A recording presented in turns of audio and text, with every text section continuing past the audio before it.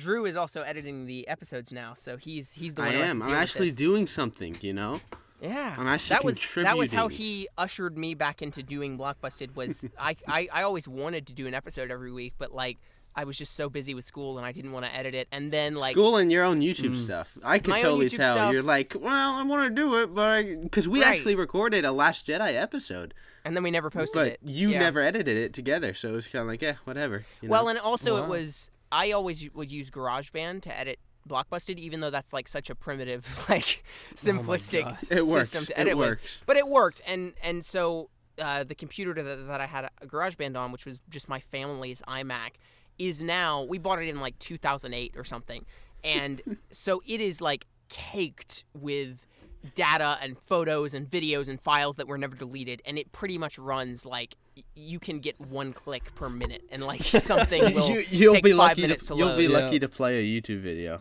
Yeah, so then I had to use my dad's laptop, which had GarageBand to edit, and then that discouraged me even more from doing it. So now Drew is doing it, and I don't have to worry. Yay! Well, there you go. Life is good.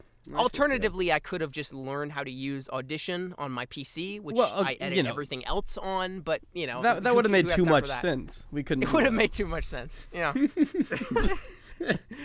But yeah, I mean, I never even, back when Alex and I used to do Blockheads back in the dark ages. Oh, back in the day. I know. He always edited it, I think, on, I guess on Final Cut, because that's what we both used to edit with back then.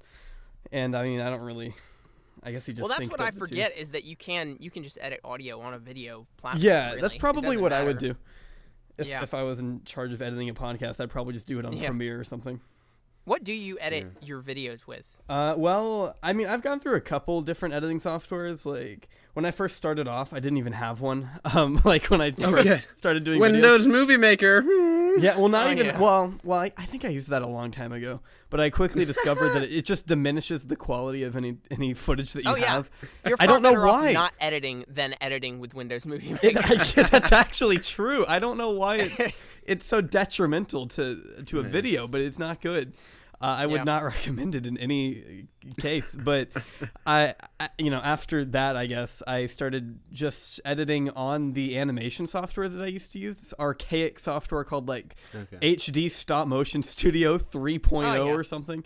And I could only add like one audio track, and that was it. And so I could never overlap like different audio files or anything, so I couldn't have sounds over each other. So I got rid of that, and then I did Sony Vegas for a little while, and that was good until I got rid of my PC, and then I started using a Mac, and of course Sony Vegas wasn't it's not on Mac, and so I had to start using Final Cut, and I actually really liked Final Cut, and I used that one for the longest period of time. I used it up until I guess December of this past year, 2017.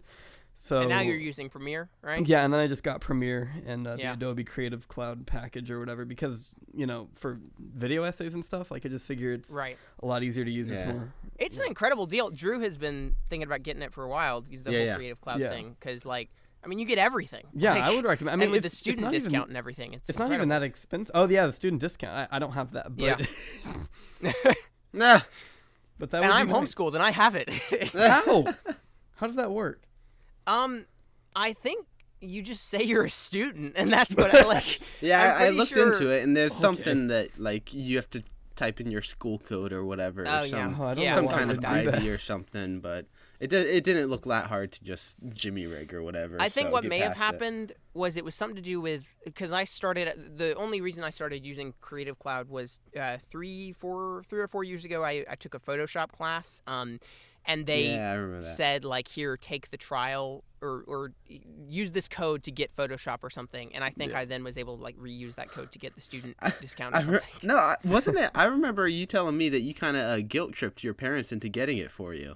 Oh, yeah. Well, yeah. Because, you were like, if you spend this much on my sister for gymnastics, you can at least spend the $20-$30 on this for me. Right, exactly. Yeah. Classic move right there. I think we do pay $20 a month for I think it's 20 a month, yeah, something like that. So you don't have the student discount and it's still 20? It's 20 or 30, I guess. I'd have to go check. I mean, since I'm loaded, I don't even money isn't an object, with me. Oh, of course. Got him. Famous YouTuber. I know. Yeah. So I mean, I could go check. It's not much. Yeah, it doesn't matter. It's fine. I wish I could have gotten it for free. I mean, I tried to pirate it, but it just didn't work. Oh, of course. I think. Have I ever told you how Alex pirated Final Cut? Oh, really? And I think he doesn't use it anymore. He got Premiere, but what he was doing for like 2 years is he downloaded it. He downloaded like the free trial, right? Right. Yeah. And then every month, whenever the trial was up, he would just set the clock back. Yeah. And it worked. I tried that. I got the Final Cut. The first time that I actually got into video essays very much was about 2 years ago, and I got the Final Cut Pro trial, and that was actually what I edited my intro with, my like VHS intro with all the colors and stuff. And I remember because Final Cut has that VHS filter effect. And I thought it was just incredible. I was like, this is the greatest thing I've ever seen. It's awesome. And so like I did all of these different like templates. I did that intro. I did like a background screen. I did a subscribe screen. All of these things with that VHS filter that I knew I would need. And then when Final Cut was gone, then I didn't have access to that filter anymore. So I still use those things that I made that 1 month with Final Cut Pro that I cannot replicate right now. Yeah, I mean without buying Final Cut. Yeah, I think that's reasonable. There are some things that Premiere doesn't have that I wish they did. Like, cause I'm just used to having Final Cut where it's like everything is right there for you. Right. It's a lot more automated. Yeah, like you said, the VHS or like the camera shake thing. Like I've got to go in and do that manually. I mean, I downloaded some presets on Premiere, but like even then, like it would just be a lot nicer to have. Well, you see, and the other thing, like the reason I'm considering getting the whole Creative Cloud with Photoshop mainly because I do a lot of photo editing stuff. Yeah. But I have this thing called Affinity Photo right now, which is basically just as good as Photoshop. Does the same thing, very similar layout, slightly different. It does exactly the same thing. The problem is every pro photographer out there uses Photoshop, and like you go to any school or whatever, it's gonna be Photoshop. It's gonna be that Premiere package. So it's like, well, if I want to even get in that world, might as well just get familiar with all the software, Yeah. So that's another thing. Sense. It's just it's so widely known that it's like, why would you not want to learn to use that cloud? So. Yeah. That's why I'm considering it, but yeah. I think it'd be good. I mean, I'm trying to. I've been using Photoshop to make thumbnails for like the video essays, and I think I've made a few, maybe like 2 thumbnails for my main channel with Photoshop. But I'm trying to learn how to use it. I'm not very good right now. Not very well versed with Photoshop. It took me a long time. Like I took a whole class on it and everything. I wouldn't say. Like, most of the stuff that I actually know about Photoshop now, I didn't even learn in that class. I just taught myself. Yeah, but, that's the beauty of the internet is you can teach yourself anything, And everyone uses it. There's a tutorial for literally anything you want to do on Photoshop. Yeah, and the same goes for Premiere as well. Just anything you need, just YouTube. It's great. So that's the kind of compromise with Premiere is that things are more complicated to do, but you have more options and I definitely don't regret upgrading. Like, it's way more. Also, Premiere is a great, as Drew said, like it's a great. Everybody uses Premiere, or if they don't use Premiere, it's a great like precursor to what they do use, like Avid or other editing softwares like that. Yeah, I remember the first editing software that I used. Was one called Sam Animation, and it was some kind of like state funded. Like educators animation program or something like to use in schools, and it was there. They had a Klutz stop motion animation book that I remember getting at Barnes and Noble and being excited by, and it came with like a block of clay, and they were like, "Do your own claymation and whatever," and it was like the coolest thing. And the book had like all these different tricks for like stuff you could do with stop motion, and so they said includes a free editing software for stop motion or whatever, but it was like it requires you use a webcam, and it's only you can only do 15 seconds of footage on the trial version, or else you have to pay like $30 a month or whatever. 15 seconds. Yeah, so literally I would do like stop motions 15 second by 15 second window and then string them together in like iMovie or whatever. Oh my god. Oh jeez. Yeah. That was something. Insane. Even at least iMovie is better than Movie Maker, like what we were saying. Well, that's the thing. Earlier. Yeah. People, I used iMovie until, I don't know, when I was like 15 or so, maybe 14 or something, 14, 15, yeah. All of the OG Blockbusted vlogs were total iMovie. Yeah. I mean, my videos were edited on iMovie until about 2014 or 15 or so. It's not a bad software. It's not bad at all. It's simple and easy to use, and I almost enjoyed. There are a lot of things that you wouldn't think that you could do with iMovie because it's a simplistic software for everyone to use or whatever. But like, I almost saw it as like a challenge. Like you can figure out how to do this in iMovie. Like you can kind of Jimmy rig it or whatever, and it works. Yeah. Like that was always kind of fun. So take shortcuts and all that jazz. Yeah. Yeah, it's really not even that terrible actually. I mean, it's just a more, I guess, dumbed down version of Final Cut in a lot of ways. It's the same layout. That was what I was always shocked to realize is how Final Cut is literally just iMovie with more bells and whistles. Like, exactly. So, yeah, but like even like all those time lapse I do are just through iMovie just by speeding it up. It's so like and it's super just like so easy. So iMovie even has a primitive green screen feature that like works automated and isn't terrible. Like it's okay for a free software. Used it. Yeah, I actually remember I discovered that one time, and this was before I knew how to use Photoshop or anything. It was when I was first doing like Lego photos at all. And so I was like 13 or so, and I realized that it had this automated green screen feature. So I took a bunch of photos of Lego figures in front of just a green sheet of paper and then put those photos into iMovie and use the green screen feature on it. And then I would just screenshot that like still from iMovie and then crop it to see the viewfinder, and then that would be the saved photo. Because I had no idea how to do green screen otherwise. Like, so, I mean, at least you actually knew how to use green screen. I never knew how, like, up until I was about 17, how to green screen anything. And so, like, even on, like, Final Cut, I never even tried until later on when I really needed to. So before then, I would just always commission other people to do it for me. Well, I say commission, it was for free. Classic. But, so I would get other, like, animators. I got Alex, I think, to do some green screen work for me once, and then Hux and people like that. So Huxley Berg is brilliant at green screen stuff. Like, he is. Well, just effects in general. Is just incredible. Yeah. It's really doing good. Really well.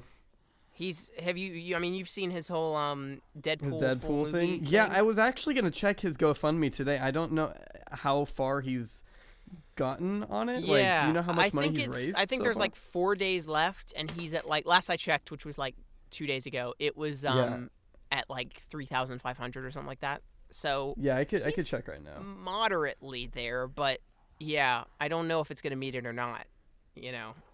Yeah, I remember seeing it. I have plans to donate at some point, I think, if I can figure it out. Yeah, I've been meaning to, because I want to help him out with this. Yeah, I mean, it's cool. It's cool that he is. That's always when I saw his video, which is he's like basically saying, look, I'm kind of done with Lego animation, and I'm admitting that, but I want to do one big last shebang before I'm done to kind of do a nice send off, and then I'm gonna move on to better things or more mature things, at least from his perspective. I'm always like, yeah, that's exactly what I would do. Like, if I was to stop Houston Productions 1, I would want to do like one final big video to commemorate it, not just like trail off and then do consistently uploads for like the rest of my life, like Annoying Orange or something.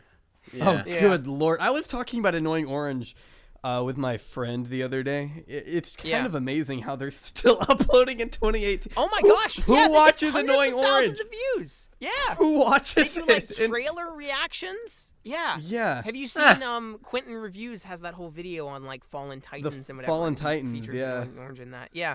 It's crazy the amount of YouTubers that you would think wouldn't still exist, but they do. Like it's amazing. And they're still uploading, and they're still getting fair view counts, which is crazy. Yeah, and the only reason that is, I think, is because they're kind of thriving off of relevant content, I guess, like relevant topics to talk about, like the whole trailer reaction stuff. Exactly. Yeah. And I mean, they just uploaded the video 7 hours ago, and they got 70,000 views. But what were we gonna say? Oh God. I know, but they've got 7 million subscribers, so like, it's not a good ratio. But what were we gonna say? Well, what's funny, I think Quentin Reviews noted this in his video, is the fact that like many of them have sacrificed their original artistic vision just for this. Like the Annoying Orange originally was kind of a satire of dumb internet videos, and now it is the dumb internet video. So I don't know what happened exactly. where they really compromised. I have no idea. I was watching some of Annoying Orange like old videos the other day, and it's just it's astonishing to me. Like there was this one that he had done with Fred back when he was relevant too. Oh yeah. That's a classic. They were like screaming at each other. It was just like I'm glad that we've moved past it. I mean, in a way, it's not like in some ways we've moved to worse things, but in other ways, like I don't know what era of YouTube is better, because like back in the day, back in like 2009 and stuff, there was a lot more blatantly annoying content, but I feel like there was a lot more creativity and not people just sticking to formula, and there were more people just doing fun little shorts and stuff that aren't a thing as much anymore. You know, nobody had like preconceived segments like they do now. It's not like, this is my channel, this is what I do every week, I upload every week this kind of video. It was like, hey, I'm doing this funny thing, you know, like I really enjoyed that kind of era a little bit more, you know. Yeah, no, I agree. I think that YouTube's best days are probably behind it now. I mean, even with all the terrible content that used to, you know, thrive on the site back then. Shank Parlors. Like Annoying Orange. Because it's like, look what we have now. It's like Jake and Logan Paul, and it's like Lele Pons and people like that who are kind of on top. And in a way, I think that's worse. The mainstream YouTubers are always going to be the terrible ones that get the most spotlight. But there are so many people like these video essayists that are great, and people who are doing, you know, genuinely artful content out there. There are some YouTube channels. I've seen a lot of big channels do this thing, you know, where they do like, here's 5 little channels that you should subscribe to that don't have many subscribers, and they like give them some attraction.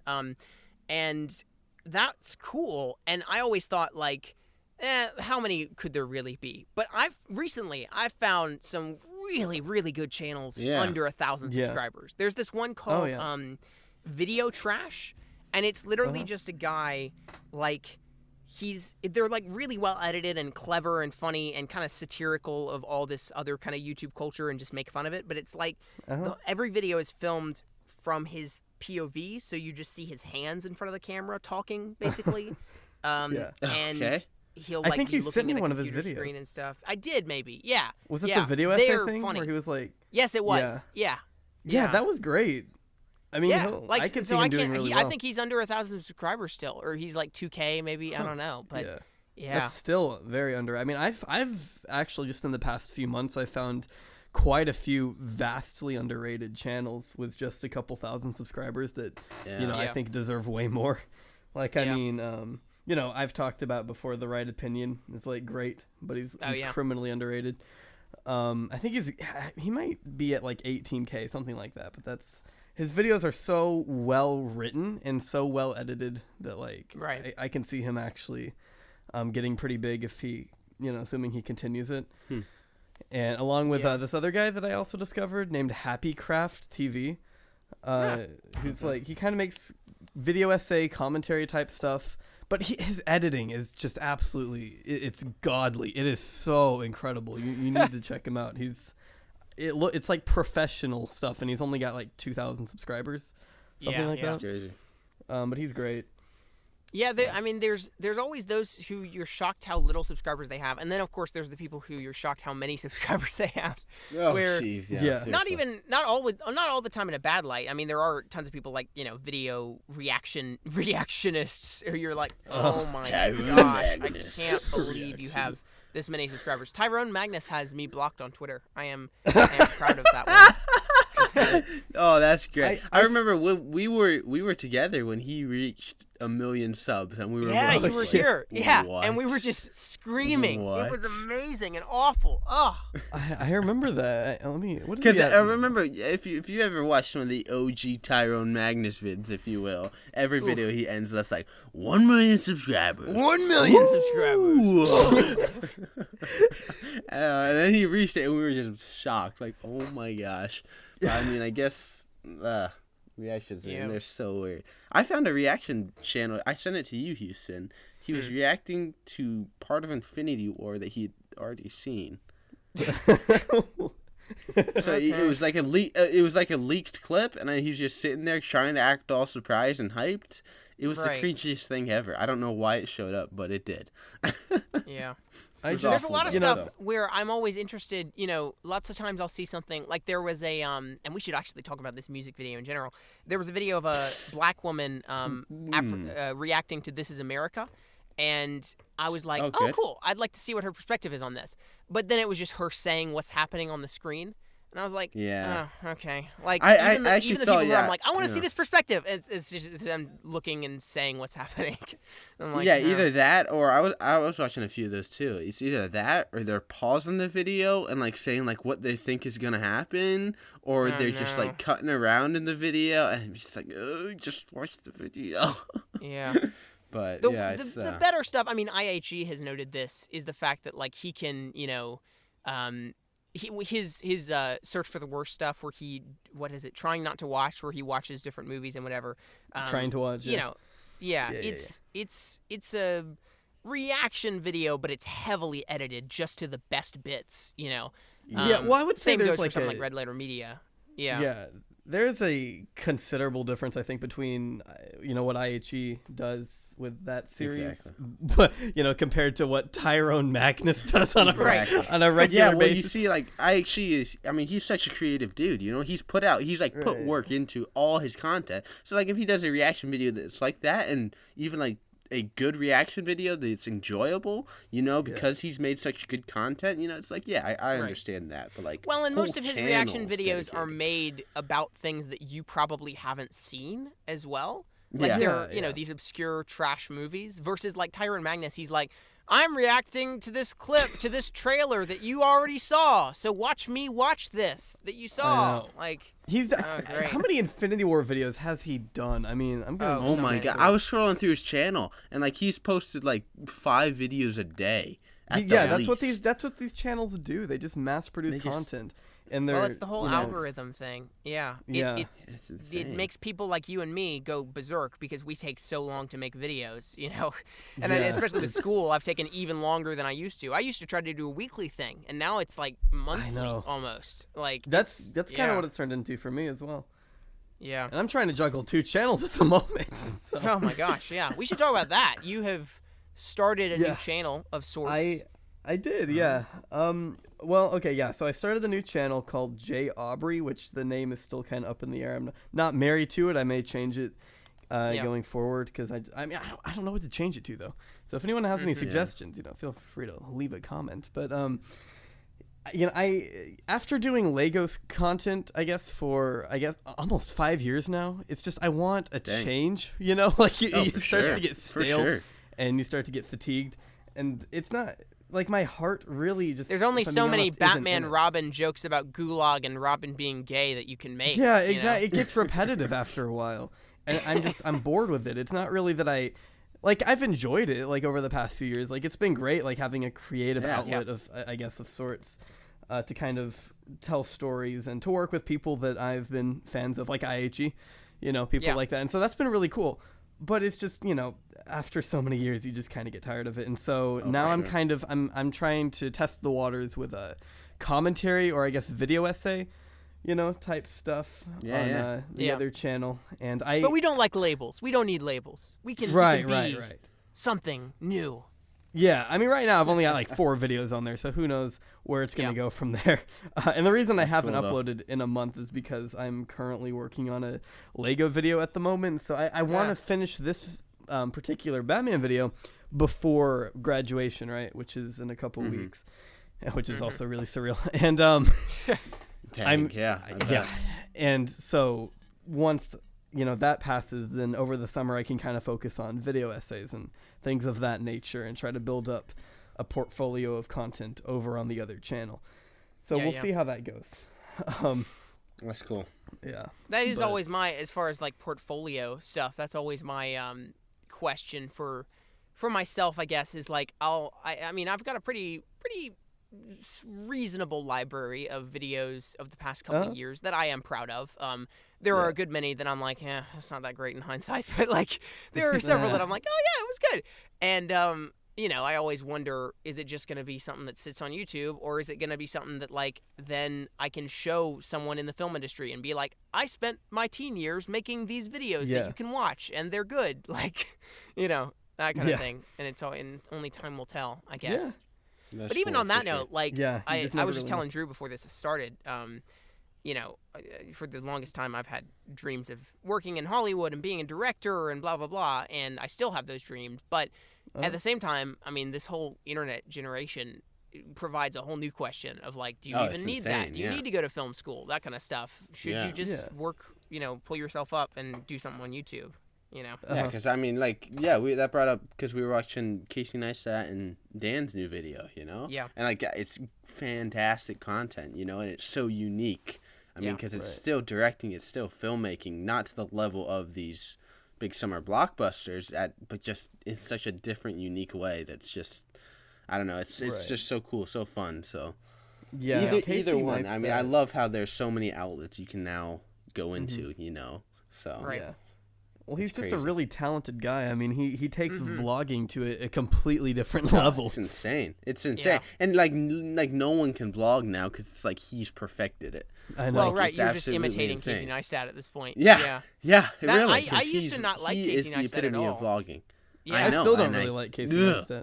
I used to like hate him. I used to be like, he's just rich and entitled and whatever, because I really didn't watch many of his videos at the time, and so I would just be jealous of I'd see his thumbnails and talking about like a fancy car and whatever, and I'd be, oh my gosh, here we go again. But then I got into it this year. Clickbaity, I guess. They are a bit clickbaity, but they're kind of admitted, like they know they're clickbaity, They're but this year I got into him a lot more, and I've just fallen in love with his whole channel. Like, I went back and rewatched lots of his vlogs, and I've realized how much filmmaking goes into it and how much, like, legitimate work he puts into every day. And how down to earth he really is as a person. Like, I'm sure he's a decent person. And everything. It's just I've never really been a huge fan of vlogs to begin with, so it's not really that. So his content isn't really for me, but I've seen it and I can understand. Like, I respect it. Like he definitely pours in the work, and there's a lot of production value for sure in what he does. Yeah. And so I can recognize that. It's not for me though. Yeah. I'm not a fan of vlogs either. Yeah, exactly. I'm gonna interrupt Hitchcock, but I'm not a fan of vlogs either. Where I always wasn't a fan of them because I'm like, I don't care about your life. Like, there's all these families who vlog, and I'm like, I don't care about your kids, blah blah blah. But Casey, I really enjoy because I think first of all, he's not actually disclosing his entire life with you, or at least he doesn't make it. He's really just trying to make a film every day, basically, and sometimes that involves his life, sometimes it doesn't. But the other thing I think that is great about him is that he knows how to tell a story. Like, most vlogs are just, I'm just gonna film my day. But Casey Neistat is like, this is a 3-act structure. Like, Yeah. Well, I was actually gonna ask, speaking of vlogs and stuff, I guess you've noticed how Bobby Burns has kind of made the switch over to vlogging. He has, to some degree, yeah. And I mean, I know you were always a fan of Bobby Burns, Houston. How do you feel about that? I am conflicted. Yeah. So I've liked Bobby since back in the day when he did movie reviews back in like 2014 or so. Like, I've been with him for quite some time. My name is Bobby and I love movies. My name is Bobby and I love movies. Yeah. And he's always been very much a person who's willing to evolve, which is what I always really liked. Like, he's not at all set in stone with a certain formula. Like, he has been constantly upping his game and changing his formula. Now, part of that is because he wants to be a popular YouTuber, and so he's willing to change his entire approach just to be popular, I think. But part of it is what I appreciate is that he's legitimately willing to keep evolving his art to getting better and better. And I really enjoyed his whole thing with Shane Dawson that he did, where he did this whole critical video of Shane Dawson, and Shane Dawson invited him to LA, and they like became friends, and I was like, this is the like greatest thing to happen on YouTube. Like, this is so such a breath of fresh air. But then I'm really happy for him because he's now in LA. He's like funded by this billionaire now and like doing great and can basically make whatever content he wants and have viewers for it. So that's awesome. But yeah, as of yet, I feel like I expected him to be a little bit more inventive with his content in LA. Mm-hmm. And it seems, as of now, that he's just kind of fallen into the same patterns that everyone else does, you know? It seems very cookie cutter from what I've seen. Right.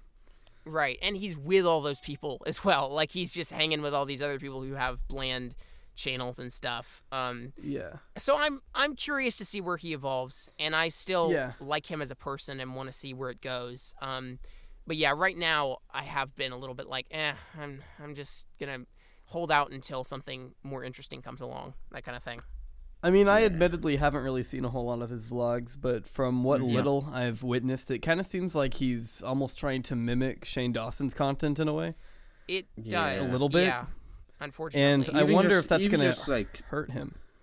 Well, even just like scrolling through his thumbnails, like they're so cookie cutter, your cliche, today, clickbait-esque, you know, and then you scroll down to like his later stuff.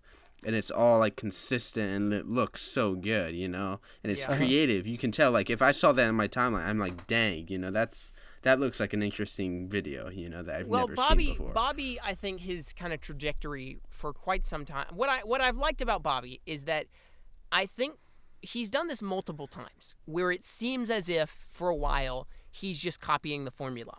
He did that with movie reviews where he was just basically Chris Stuckman for a while, but then he sort of evolved his movie reviews to become more inventive with the cinematography and more inventive with the editing and more inventive with the writing, and included kind of sketches within them and stuff. And I was like, oh, cool. And then he kind of became a video essayist for a while and did video essays that felt just kind of every frame of painting, Captain Christian, that kind of stuff that everybody's seen for a while. But then I feel like those evolved as well, and they ended up having more production value and ingenuity than previously I had thought they would. So I'm hoping that this turns out to be the same. That for a while he's just kind of learning, finding his feet, but eventually he'll put his own spin on this whole, this whole genre. Yeah, see that. Well, I got no problem. Like, if that's the case, like, I think that's completely reasonable. Because, like even with your case, Jonathan, like you're gonna start out doing these somewhat cliche video essay, but I can totally see that evolving into something unique with your own spin on it. So I feel like just once you get that outlet of like, okay, I'm gonna start doing what other people are doing, kind of, you know, then it opens up and you're like, oh, I can do like all this and I can go this way and that way. So that's why, like, if that's the case, like it's almost like he's just hitting the restart button every now and then, you know, just like, let's just get this booted up again. So. Well, that's also what he's done with his channel as well. Yeah, you go. Never mind. Well, I was just going to say real quick. When you first set out for like some sort of, different endeavor like that, like it kind of takes you a few, I don't know. I mean, it could take you, I guess maybe a couple videos to kind of find your footing, I guess, and try to figure out what direction you want to go. And that's, it's just really a matter of time before you start to become more creative and more original with your own content. But it's just a matter of time of seeing, Well, then again, what I've liked about his channel that I said before is the way that he's willing to evolve. And again, like Drew said, it's kind of putting the reset button type thing where he's willing to just try something entirely new, where you go to his channel now and he has all of his videos classified by Bobby Burns 1.0, 2.0, 3.0, 4.0, 5.0, 6.0. And they all have like different, it's like the different eras of his channel. They all have different like thumbnail styles and different like kind of super voices, satisfying, if you will. And so that has been what I've liked, is that he's never like stuck somewhere. Like you can feel that he always wants to improve and change and grow, which is cool. So I think 100%. Only time will tell with this genre. And I mean, even looking at his channel now, it's like 4 days ago he uploaded an Avengers Infinity War review, and then before that I haven't seen this video yet where he's talking about mental health on YouTube and that he had a breakdown. I haven't watched it yet. It's in my watch later. And he actually hasn't done like a vlog in about a month or so, it looks like. So that's good. I guess. Vlogs, good. I really don't even know what he's doing. So Yeah. I don't know. Yeah. Like you said, only time will tell. We'll just have to wait and see. Yeah. Well, and I mean, he's just moved to LA, so I'm sure he's kind of getting settled in as well. And once he gets more comfortable in that environment. Right. Yeah. For sure. But that brings up something that I was going to ask you a few minutes ago, which is like, I mean, we're both moderately sized YouTubers, not huge by any means. You're bigger than I am. Right. But, but we do have a decent following, and we both have made some videos that we're proud of and videos that have gone decently viral. What do you see yourself doing in the future? Like, what kind of jobs do you see yourself doing or going after as far as after college and everything, or through college and stuff? I mean, being that we're both kind of the same age as well. Yeah, I've always, I don't know, I've always been infatuated with film making and film production, and so it would be really cool to kind of pursue, something like directing or maybe screenwriting. Right. In college and after college, but I don't know if that's what I would stick with. But I'm fairly certain that whatever I do, it's going to be something involving like media and entertainment, because I love doing things for an audience, and I love entertaining people. That's kind of what led me to do YouTube in the first place. But it's just a matter of kind of finding what I'm good at and what I enjoy in that sect, I guess. And we'll just have to see. But like I want to major in like media arts in college. And so there are a few different things that kind of fall under that umbrella, and I won't really know what I enjoy until I get out there and do it. So, because I've never actually like directed or been a part of a short film like you have. And I feel like I'm going to have some experience in that before I can really say for certain what I want to do after college. So yeah, you should. Yeah, I think you would definitely be a good short film director if you just get that kind of going. And obviously you'd have to find crew and everything, which is the toughest part, honestly. It's just finding people to help you. But yeah, I mean, we've everyone has the dream of being a director. And I recognize that. Like the thing is, you talk to people who are more skilled than you, and they're like, I want to be a director. And then you talk to people who are less skilled than you, and they're still like, I want to be a director.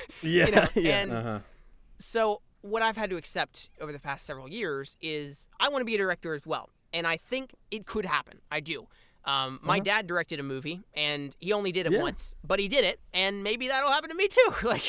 I mean, you've already done like one short film, and now you're doing a second one.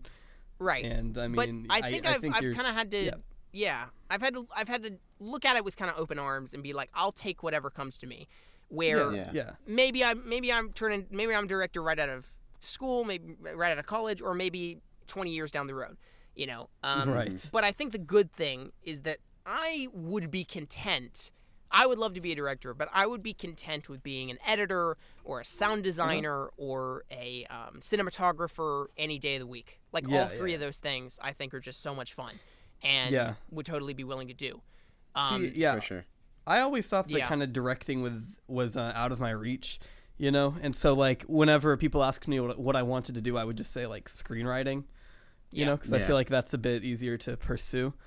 But ideally, directing would be fun. But like you said, everyone wants to do it, and it's just a matter of, sorry, someone's texting me. It's just a matter of who actually, is able to accomplish that. I don't know. I don't even know. How do you become a director? Like, how does that even happen? Yeah.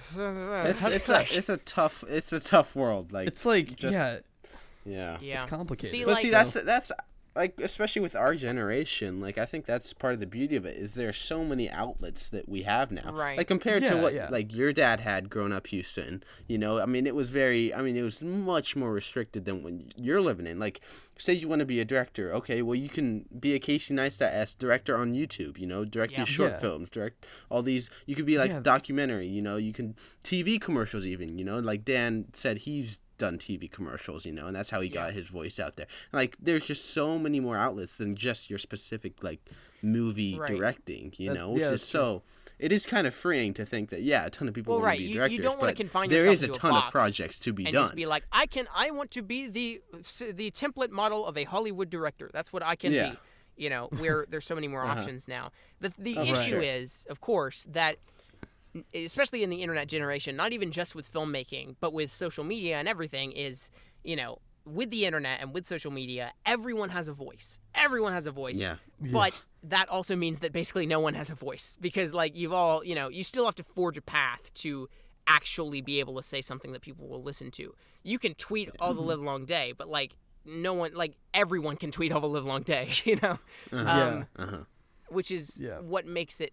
It's the blessing and the curse of the internet, where anyone can be a star, but no one can be a star. I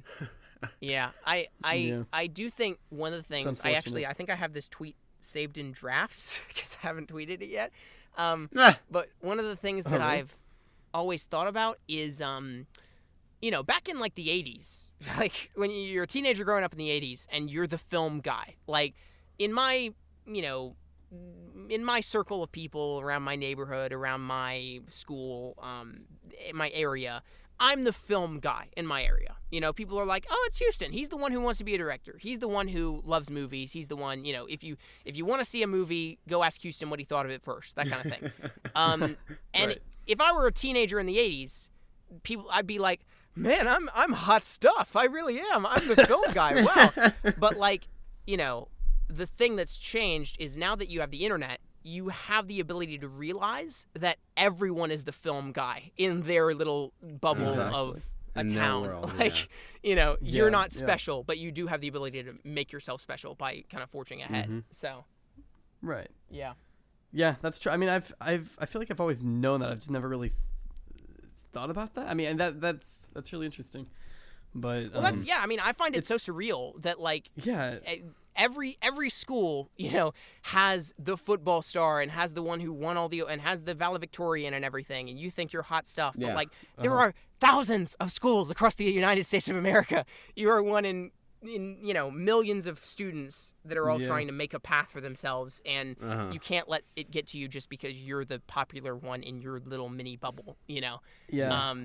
So I guess what I was trying to say is that the internet has allowed you to realize at least and become conscious of the fact that you're not the only one, and it can be humbling in a good way, and just put things into perspective before you go to college and realize that like, oh, there are all these other students here who want to study film and become a director. I thought I was going to be the director of America. I thought that was my thing.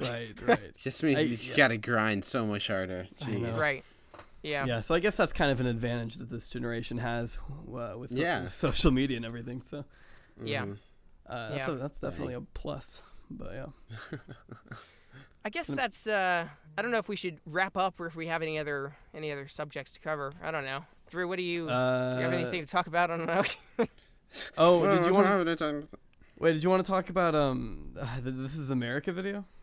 Oh yeah, that was real good. You mentioned that. So good. I don't know if that's my man Childish Gambino. That what? Say it again. Mir Hitchcock. Jonathan, I completely. I just say Childish Gambino. So. I just said I don't really have that much to add to it. I feel like everything that's I feel like everyone's already said everything that's needed to be said. I guess. Yeah. Yeah. But his popularity has blown up pretty incredibly. Long story short, I think it's brilliant and I love it and it's awesome. Yeah. And it's great. Yeah, it really. Yeah. One of you guys. Oh my god. It brings to light how like a music video done well can be so freaking good. Yeah. Like, cause you get a lot of music videos nowadays. They're just so meh and just like, okay, that was a thing. But then you get these creative music videos that are just so fun and so well directed, even, like that's another thing. If you want to be a director, you can direct music videos, Yeah, that like, was that's the thing. a This whole thing thing inspired me. I want to go look at other music videos and the art of them. Yeah, like and the be really like, what good does ones. make a good music video? That kind of thing. Yeah, music videos have always really interesting. Yeah, I think good music videos are often underrated. Of course this one's blown up, but there are some very, very good creative even music videos out there. Yeah. So yeah. Other than your Logan Paul rap, Oh god. Jeez. Oh, that's like comparing like Leonardo da Vinci's paintings to a bucket of chum. Like, well, it's not nice to call Childish Gambino a bucket of chum. Okay. Classic. Yeah, I love really Childish. enjoy that I love he has the Donald guts Glover to do something that's edgy, but not in a way that's just like, I'm gonna be edgy for the sake of edgy. You know, it's like, it's got meaning. Say this, say what needs to be said, and I'm not afraid of doing it. And I love, he's been so gutsy with it as well. Like he said in one of the interviews, he was like, they were like, why'd you do this song? And he was like, well, you know, I just wanted something patriotic to play during the 4th of July. And I was like, oh God. Got him. That's great. And even then, I saw another video of them interviewing him on solo, you know, because he's got this whole press going, so everyone's being able to ask him, you know, and but they were that asking, was perfectly timed. Like, yeah, I know, seriously. Yeah, they were asking him what was like if he could explain the meaning of like the ending, and he's like, No, I don't want to. Yeah, like basically saying, no, I'm not going to explain anything. It's up to the viewer to interpret whatever they need to interpret. You know, which is just another thing that's just like, wow, that's really cool. You know, it's so unique, and he's doing such a great job. So well, you know, and if he goes for explaining it, then he gets interpreted as he's the liberal just telling everyone how to think. But like, if he does a great music video and people watch it and get the point, then he's actually being subtle. You know. Like and I've actually seen people on both sides praising the music video as well. I've seen hardly any negativity around it, you know. I don't think I've seen any negativity around it, actually. Did you see the women's edit? Oh God. Oh my gosh. The cringiest thing I've ever seen. Oh my gosh. I mean, it's from Nicole Arbor. Are we surprised? This is the same chick that said I didn't depression. know who she was until this You didn't know who she was? No, This is the same chick that said, she made a video like 3 months ago saying, depression isn't real. It's all in your head. I mean, it is a mental illness in your head, but she was trying to say that it wasn't real. And then she also made that whole infamous fat shaming video. Like 2 years ago. I don't know if you saw that, but she was like, well, that was what was funny was looking at her channel. It seemed oddly nonpartisan in the sense that like she wasn't like all liberal or all conservative. She was just like saying the edgiest thing she could to anyone. She's a provocateur. Oh my gosh, that's awful. But she's also an awful person. She used to date Matthew Santoro. And apparently she was like really abusive to him as well. Like he's made some videos like crying. I don't even know if they're still up, but it was. Oh my gosh. Matthew Santoro. Nicole. That's awful. So you know she's the opposite of Donald Glover in that he made this video to express truth and not just be edgy. She made a video just to be edgy. Yeah. Oh my gosh, so annoying. As well as just the idea of, I mean, like the thing is feminism and. Like, here's the thing. Here's the thing. Guys. Feminism and African American rights and, you know, justice for African Americans in the United States are both important issues, but they're not equally important issues. Let's not get that wrong. Like, comparing the plight of women in America to the plight of black people in America is, like, so tone deaf. I couldn't even believe it. Oh, my gosh. Like... Yeah. By making a video... you know, kind of, it's almost like it's a parody almost of Gambino's music video. Well, and it's glamorizing it a little bit, and like, well, it completely undermines his message that he was trying to peddle. It proves his point, really. Yeah, it does. Which I don't think she was trying to do that. I think that was, but it's just really sad how she's so tone deaf. I'm a little bit kind of in the middle as far as cultural appropriation. Like, there are people who are like, your kids can't dress up as Moana because that's cultural appropriation. And I'm like, okay, just calm down. But, like, this is cultural appropriation, basically. Like, this is flat out, you know, it is the thing that everyone always says white people do, which is take something that is important to black people and then make it their own. Like, to a T, it is that. And like, I'm like, did you not think about it? I mean, you had all these people choreograph this dance, and not one of them went, maybe we should reconsider this. You know, that's what I mean. That's what I was saying. I was like, because the production value on it is actually pretty decent. Like the money went into this. Yeah. And it's like, well, how did this get past so many people? How was this greenlit? How did people? Nobody stopped her and was like, you know, this might be a little insensitive. I think you're kind of inadvertently tarnishing Gambino's reputation. And she's like, no, this is fine. This is great. This is gonna be. People are gonna love it. Like she had to have known that it was gonna have a poor, you know, response from people. It also, I guess she just didn't care. I don't want to get too much into because then we'll debate forever. But like, you know, the idea that, as I said before, the idea that feminism is as desperate a cause or ever, was as huge an issue as African American rights in the United States is just like ridiculous, and especially now, making a music video about it, I feel like she's acting like it's this hugely dire situation when she could look across the ocean at all these other countries where there is legitimate oppression of women and women who are, beaten daily. And yet here she's going, I mean, again, there are definitely problems here, definitely huge problems that should be addressed. But acting as if they're as big is just, oh my gosh, blatantly offensive, It's rough, yeah. Yeah. I think it's just the whole fact that she's so blatantly like ignorant of what he was trying to insinuate, I guess, with this music video. Or not ignorant. Maybe she knew and she went along with it anyway. Maybe. That's the other thing. I think that she was probably like, I think at the end of the day, she wanted to make money with some sort. She wanted to cause a stir, really, and kind of revive her channel in a way, because looking at it, it's pretty dead at the moment.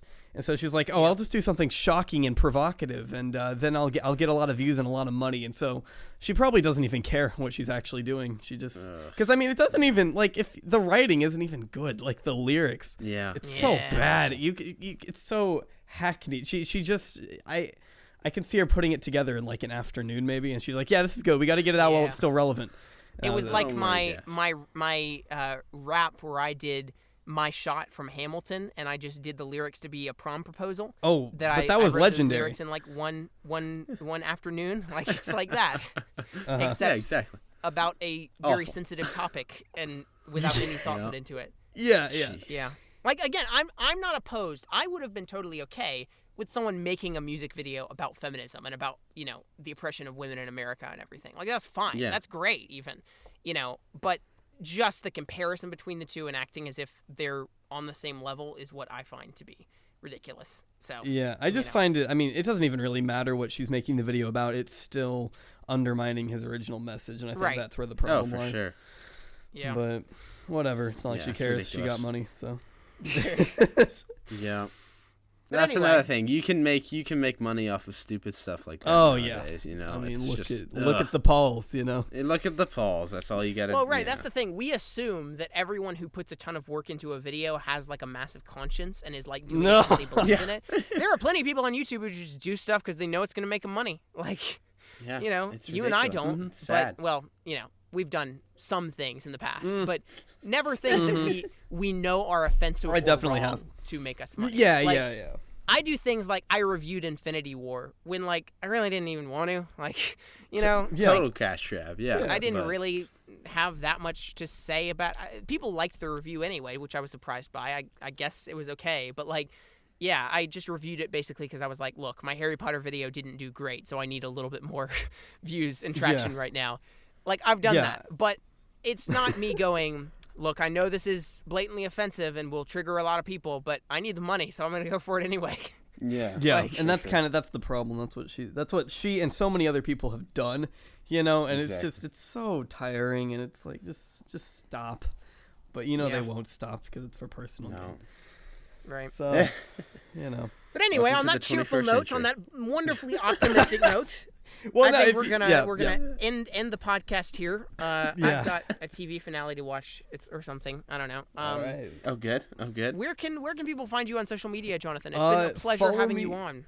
Thank you. It's been a pleasure being here. Thanks for having me. You can subscribe to my Lego channel, AubreyStudios82, or subscribe to my commentary channel, which I would recommend, J. Aubrey. And then also follow me on Twitter at AubreyStudios82, which I might change that handle at some point, because if I actually start doing video essays more regularly, I'd like people from that channel to find me on Twitter and not have to go through my Lego name or whatever, because it's not really something I want to continue. Yeah.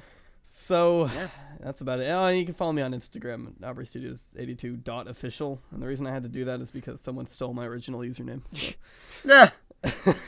Yeah, I've had some fake accounts created recently as well for other. Oh yeah, you did. Good. Oh man! We should have brought that up way before. I know that's a rant for another day. We'll get into that. We do need to have you on again sometime soon, and we can. Yeah. We've got endless internet topics to talk about. Man, we should just do a Drop Bears entire show. I think. We really should. That's the thing. I always want to, but it would be we discussed that last madhouse to have everyone on. Yeah. Yeah. Where can people find you on social media, Hitchcock? What about you? Yeah, I'm at nerd_stream7. Is that right? Yes. I think so. I think it is. On Twitter and Instagram. That's how much I care. That's how much I use these things. But yeah, Twitter and Instagram, I'm very inactive. I'm in the background. I'll pop up here and there. But yeah, if you care, just whatever. Follow. Like and subscribe. Yeah. Exactly. Yeah. Like for I'm at Blockbusted Pod on Twitter.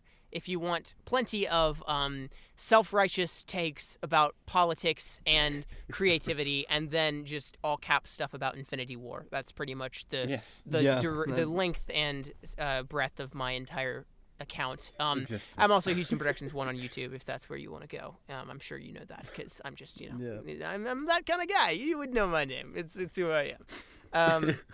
All right. Thanks for listening, guys. Thank you. I just call you homophobic Marvel shill. Oh yeah, classic. Jonathan, you can't bring that up at the end of the episode before we have time to rant about it. I mean, I wasn't gonna bring up the Nazi stuff, but I mean, since you kind of opened up the floodgate. But now you have. We discussed that a bit last week with Chris. Okay, then that's good. Well, I think that's back when it was more fresh. Last week with Chris was after we hit stop on the microphone. Oh, nice. So. Oh, was it? The after party. It was the after party. It really was. We stayed on talking with Chris for another hour. Yeah. Oh wow. Jeez. But anyway, thanks for listening, guys. We'll see you in the next episode. Thanks for being on, Jonathan. Yeah, boy. Thanks for having me. Say your catchphrase, Hitchcock. Say it. Good stuff. #wing it, like always. All right. Bye, guys.